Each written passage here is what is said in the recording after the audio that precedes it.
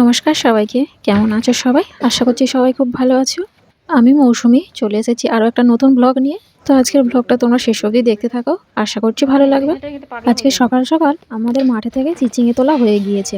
এর আগে ২-৩ দিন হয়েছিল চিচিঙে, আর এই আজকে তুলে নিয়ে এসেছে। আর অন্য কোনো সবজি হয়নি এখনো। কিছুদিন পরে সবকিছু সবজি উঠবে। আর আমাদের যখন সবজি হয় তখন শুধু বিক্রি করা হয় না, মানুষ থেকে গরু থেকে সবাই খায়। তো যাই হোক, আজকে যেহেতু বৃহস্পতিবার তাই নিরামিষ রান্না করব। আর তাছাড়া এমনি প্রতিদিনই আমাদের মাছ রান্না হয়। আর আমার শাশুড়ি প্রতিদিন নিরামিষ খায়, তাই ওনার জন্য আলাদা রান্না করতে হয়। আর দেখো, যখনই নিরামিষ রান্না হয় তখনই খেসারির ডাল করছি। সেই কবে থেকে শুধু খেসারির ডালেই খাওয়া হচ্ছে, আর না হলে মুসুর ডাল। মুসুর ডালটা এমনি রোজ দিনই হয়, আর নিরামিষ দিনে খেসারির ডাল। খেসারির ডাল করবো না কি করব বলো? মুগ কড়াই তো এবছর কিনে এনেছে, কিন্তু ভাঙানো হয়নি, তাই ডালও খাওয়া হচ্ছে না। প্রতি বছর আমাদের মুগ কড়াই কিনে আনে আর ভাঙে নিয়ে আসে, তো সারা বছর ওই ডালই খাওয়া হয়। আর এই বর্ষাকালে কতবার যে খিচুড়ি করি তার নেই ঠিক, কিন্তু এই ডালের অভাবে এবছর একবারও খিচুড়ি করিনি। আর আমাদের এদিকে না মুগ কড়াইটা চারশো হয় না, তাই আমাদের কিনে আনতে হয়। তো যাই হোক, চলো আজকে বুদ্ধি খাটিয়ে একটু মুগের ডালই করি। কড়াই থেকে দেখো কিভাবে ডাল হয়ে যায়। আর এই বস্তার মধ্যে মুগ কড়াই নিয়ে রেখে দিয়েছি। ওটা কত, এই বস্তা থেকে বের করে নিলাম কড়াই। বের করে নিয়ে আবার যেমন বাঁধা ছিল তেমন বেঁধে রেখে দিয়ে এসেছি। তার মধ্যে আমি ভাতও বসিয়ে দিয়েছিলাম। তো দেখো, ভাতের হাঁড়িটাকে আমি নামিয়ে নিয়ে কড়াটাকে বসিয়ে দিয়েছি।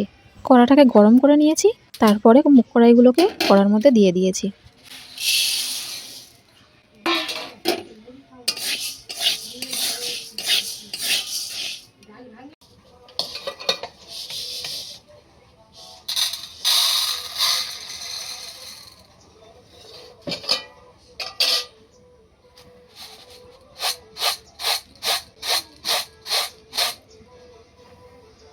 কড়াইগুলোকে খানিকটা ভেজে নামিয়ে নিয়েছি, তারপরে আবার ভাতটাকে বসিয়ে দিয়েছি।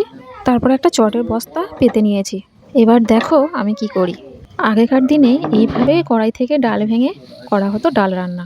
তো আজকে আমি সেই পদ্ধতিটাই কাজে লাগাচ্ছি। আমাদের বড় মাকে আগে করে দেখতাম এই মুগ কড়াই ভেজে এইভাবে ডাল বানিয়ে রান্না করতো, সেটাই আজকে আমার মাথায় এলো। তো চলো দেখো এবার আমি কি করি।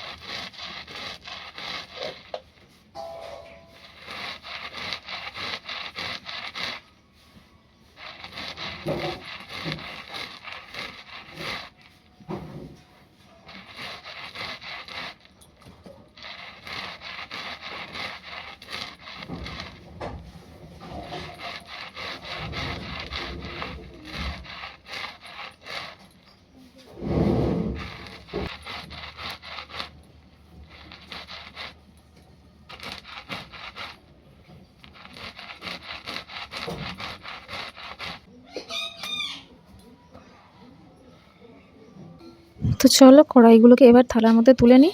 তবে সব কড়াইগুলোকে আমি ভাঙিনি, কিছুটা কড়াই রেখে দিয়েছি সেদ্ধ করব। তবে জানো তো, কড়াইটা একটু বেশি ভাজা হয়ে গিয়েছে, তাই জন্য ডালটা একটু কালো কালো হয়ে গিয়েছে।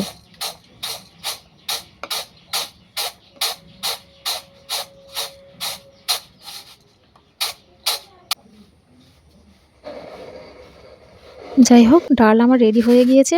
দেখো এই যে, একটাও কিন্তু খোসা নেই।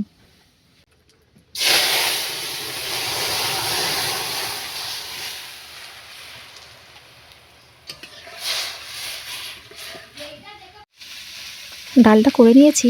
আর ওই যে তোমাদের দেখালাম চিচিঙে তুলে এনেছে, যেগুলো বাতিল চিচিঙে সেইগুলো কেটে নিয়েছি, নিয়ে ভাজা করে নিচ্ছি খানিকটা। আর ওই যে বললাম খানিকটা কড়াই রেখে দিয়েছি সেদ্ধ করব। এই টিফিন কাঠিতে করে নিয়ে উনুনে বসিয়ে দেব। কদিন কুমড়ো সেদ্ধ করিনি, কেননা হাঁড়িটা ফুটো হয়ে গিয়েছে আর উনুনের মধ্যে জল পড়ে ভর্তি হয়ে যায়, তাই আর কুমড়ো বসাইনি। তো চলো ডালটা বসিয়ে দিই। এখনও উনুনটা নাতা দিইনি, নাতা পরে দেব। আর এদিকে দেখো আমার উনুনটা কেমন ভেঙে গিয়েছে, ভালো করে মাটি দিলে তবে ঠিক হবে। আজকে আর দেবো না, কাল সকালে দেবো। কেননা এই গরম উনুনে যদি কাদা দিয়ে নাতা দিই তাহলে আবার ফেটে চৌচির হয়ে যাবে। আর এই দেখো বিকেলবেলা কড়াইটা তুলেছিলাম, কি সুন্দর সেদ্ধ হয়ে গিয়েছে। সন্ধ্যাবেলা কড়াইতে দিয়ে একটু নেড়ে নেব, নিয়ে মুড়ি খাবো, বেশ ভালো লাগবে। আর এদিকে দেখো আমাদের রান্নাঘরের সামনে কত রকম গাছ হয়েছে এখানটায়। এইখানটায় আগে উনুন ছিল জোড়া পাখা, বৃষ্টি হয়ে উনুনটা ভেঙে গিয়েছে। আর সেখানে কত গাছ হয়েছে দেখো, কোথা থেকে হলুদ পড়ে কতগুলো গাছ হয়ে গিয়েছে। আগের বছর একটা গাছ হয়েছিল, সেই হলুদটা তোলা হয়নি। এবছর দেখো কতগুলো গাছ হয়েছে। তাই রোহিতকে বললাম রোদের পাতাগুলোকে কেটে দিতে, না হলে ছোট গাছগুলোতে রোদ পাবে না।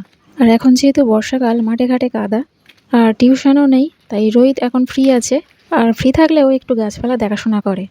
তবে মাঠ শুকনো থাকলে ওর তো ঘরে পাত্তাই পাওয়া যায় না। এই বড়টাও কেটে দেয়।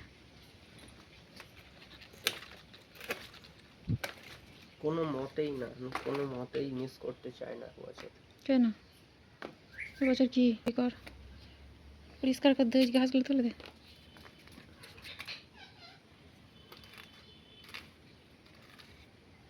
তো চলো ব্লগটা তাহলে আজকের মতো এখানেই শেষ করছি। দেখা হচ্ছে নতুন একটা ব্লগে। ততক্ষণ সবাই ভালো থেকো, সুস্থ থেকো। আর আজকের ব্লগটা কেমন লাগলো কমেন্ট করে অবশ্যই জানিও। ভিডিওটা ভালো লাগলে একটা লাইক করে দিও, আর চ্যানেলটাকে সাবস্ক্রাইব করে দিও।